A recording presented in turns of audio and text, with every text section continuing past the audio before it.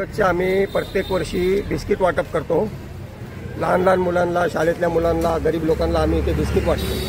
ठीक आहे, हे प्रत्येक वर्षाचं आमचं आहे पार्लेजीचं। आणि आम्हाला इथे चांगलाच प्रतिसाद इथल्या रहिवाशांनी, इथल्या जे सिव्हिल कॉन्ट्रॅक्टर आहेत, ठेकेदार आहेत आणि जे आम जनता आहे यांनी सहकार्य करतात। प्रत्येक वर्षी आम्हाला सहकार्य करतात आणि चांगल्या प्रकारचे सहकार्य आहे। 26 जानेवारी झालं, 15 ऑगस्ट झालं, आपला 14 एप्रिल झालं, गणपती झालं, ह्या सर्व कार्यक्रमात आम्हाला मोठं योगदान देतात हे लोक। आणि यांच्याकडून आम्हाला असंच आहे की 4 लोकांना आपण प्रेरित करतो की अशा गोष्टी करत राहा, कारण की यांनी तुम्हाला तुमच्या मनाला शांती येते किंवा तुम्हाला एक उत्साह भेटतो की 4 लोकांची तुम्ही मदत करताय। ठीक आहे, काय ना फुलाची पाकळी आपण करतोय, त्या गोष्टीला आपण धरून चालावं लागतंय। आणि प्रत्येक गोष्टीला आपण काय करतो की आपण हलगर्जीपणा करतो, पण तसं नाही केलं पाहिजे।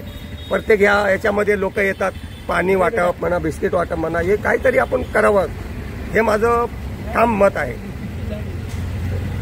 इथे उभे आहात, काय सांगा?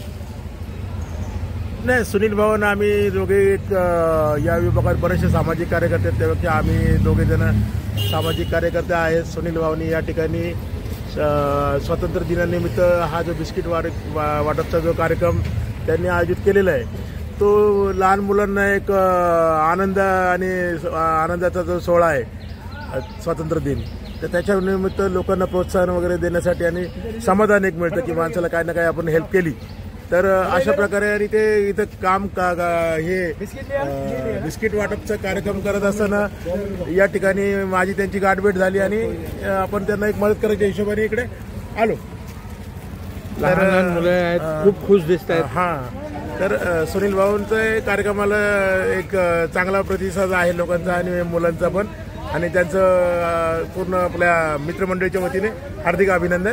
स्वातंत्र्य दिनानिमित्त आम्ही सगळ्यांचं त्याचं अभिनंदन करतो। धन्यवाद। बच्चे के चेहरे पे ये खुशी आती है कि सुनील भाई एकदम एक अच्छा काम कर रहे हैं।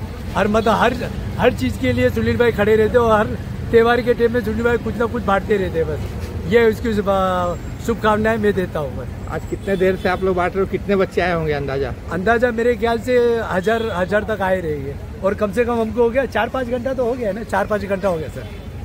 ऐसा बस मैं यही बोलना चाहूँगा। Thank you.